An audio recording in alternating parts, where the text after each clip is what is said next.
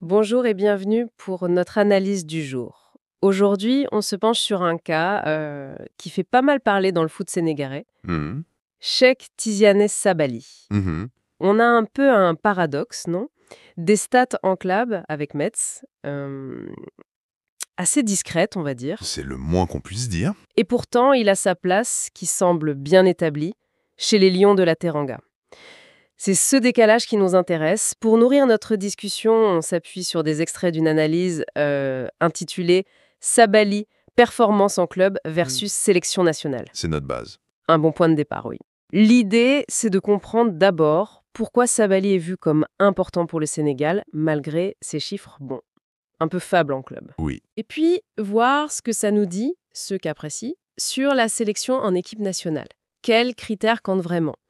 Alors, on décortique ça.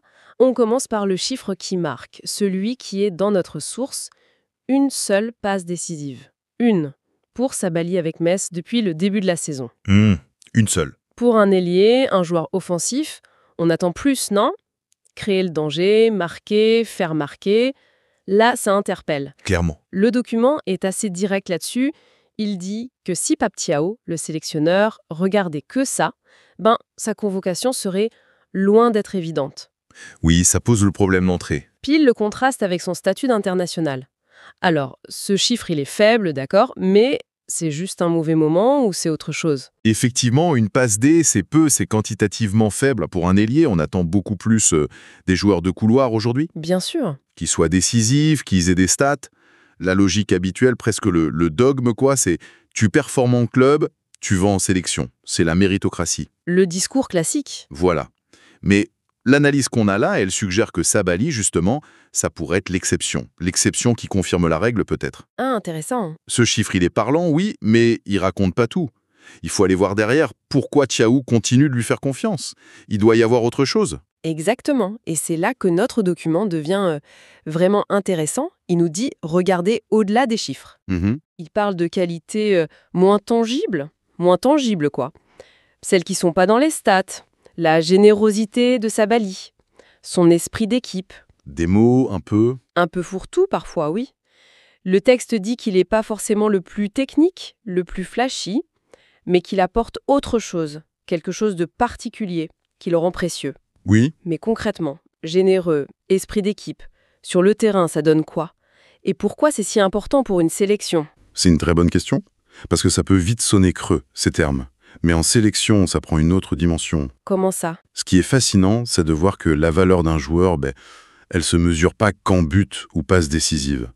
La générosité, par exemple, ça peut être un volume de jeu énorme. Les courses, les retours. Exactement. Les efforts défensifs pour aider le latéral, le pressing. L'esprit d'équipe, c'est peut-être accepter un rôle moins brillant, se sacrifier pour l'équilibre, respecter les consignes à la lettre. La discipline tactique. Voilà. Pape Thiaw, il empile pas juste des talents. Il construit une équipe, un puzzle. Et Sabaly, même sans être éblouissant, il peut être une pièce maîtresse pour la structure, pour l'équilibre attaque-défense, pour cette discipline. Il répond peut-être à un besoin très précis du système sénégalais. Un rôle où sa fiabilité, son abnégation, ça compte plus que ses stats purs à certains moments. Fiabilité et rôle spécifique. Et l'analyse donne un exemple parfait pour ça. Un moment clé. Ah oui, le match contre la RDC. Exactement. Qualification Coupe du Monde, match tendu, 3-2 pour le Sénégal, et le but décisif à la 87e minute de Pape Makhtar Sarr, qui fait la passe. Sabaly. Cheikh Tidiane Sabaly, une passe décisive capitale. Et là, la source va très loin. Elle dit que cette action, ce geste-là, lui assure sa sélection pour la CAN 2025. Carrément. Et elle ajoute, c'est fort, peu importe ce qu'il fait en club. C'est énorme comme affirmation, non? Un seul geste peut effacer des mois de discrétion. C'est une affirmation qui marque. Ça montre le poids incroyable des moments décisifs en sélection. C'est ça. Un geste crucial dans un match qui compte, une passe qui fait basculer une qualif. Pour un sélectionneur, ça a un impact énorme, psychologique, stratégique. La preuve qu'il est là quand il faut. Exactement. La preuve qu'il répond présent sous pression, qu'il a le mental. Savoir qu'on peut compter sur un joueur dans ces moments-là, c'est précieux. Oui, je vois. Et l'analyse le dit, d'ailleurs. Cette confiance s'est construite. Elle dit, à chaque fois que Pape Thiaw lui a donné sa chance, il l'a saisie, et de belle manière. Donc on dépasse la forme du moment. On est dans la fiabilité prouvée, sous ce maillot-là, dans ce contexte-là. Ça soulève la question de l'équilibre, hein, c'est ça qui est important. L'équilibre entre quoi et quoi? Entre la forme éclatante en club, qui peut être passagère, Oui. et la fiabilité démontrée en sélection. Même avec des bas en club. Qu'est-ce qu'on privilégie? C'est l'arbitrage permanent du sélectionneur. Pas de réponse simple, j'imagine. Non, ça dépend de la philo du coach, du contexte. Le cas Sabali, d'après ce texte, penche vers la fiabilité. La prime au moment clé. Cette fiabilité nationale, ouais, ça semble peser lourd pour lui. Mais l'analyse, elle regarde aussi devant, vers les objectifs du Sénégal. La CAN 2025? Exactement. Et là, le document dit qu'il faut que le sélectionneur El Tiawito trouve des doublures crédibles pour les ailes, derrière Ismaïla Sarr et Iliman Ndiaye. Renforcer le banc. L'ambition, c'est de gagner la CAN. Et pour ça, la source dit qu'il faudrait 0,5 jeunes puissants et techniques ailiers qui se valent. Ça met la barre haut. Très haut, oui. Ça suggère que le statut de Sabali, même justifié, pourrait ne pas suffire pour aller chercher le titre. Faut d'autres profils. Si on regarde le foot de compétition moderne, oui. Ce besoin de profondeur, surtout sur les ailes, c'est devenu crucial. Ah oui, L'analyse fait une petite comparaison avec l'Espagne à l'Euro 2024. avec Yamal et Nico Williams. Voilà. Leur succès, il est en partie dû à ces jeunes ailiers qui ont tout cassé. À voir sur le banc, des joueurs capables d'entrer, de faire la différence, de maintenir la pression. Surtout dans un tournoi long comme la CAN. Exactement. Les défenses fatiguent, il faut pouvoir varier, avoir plusieurs options de haut niveau sur les côtés, des joueurs qui percutent, qui créent.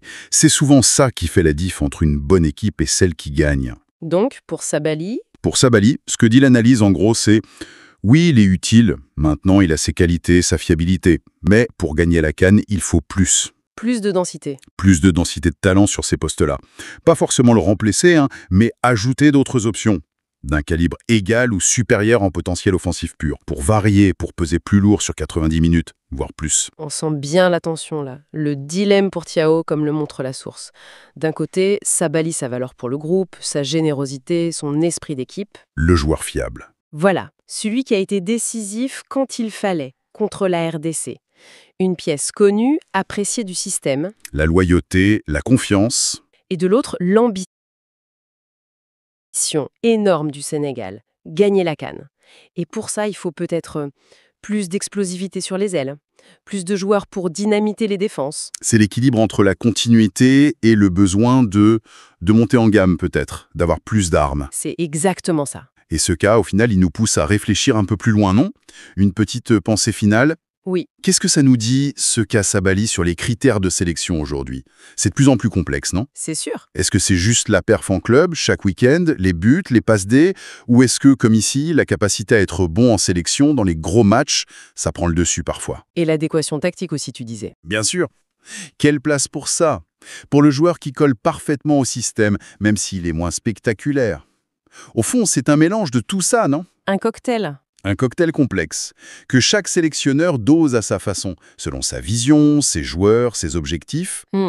Et ça nous amène à la question, c'est quoi aujourd'hui construire une équipe nationale qui gagne? C'est la forme pure du moment, l'impact passé et la fiabilité? L'alchimie du groupe? La complémentarité? Voilà, cette alchimie qui fait qu'un groupe est plus fort que la somme des talents. C'est passionnant comme question. Il n'y a pas une seule réponse. Non, c'est clair. Chaque sélectionneur a un peu sa recette.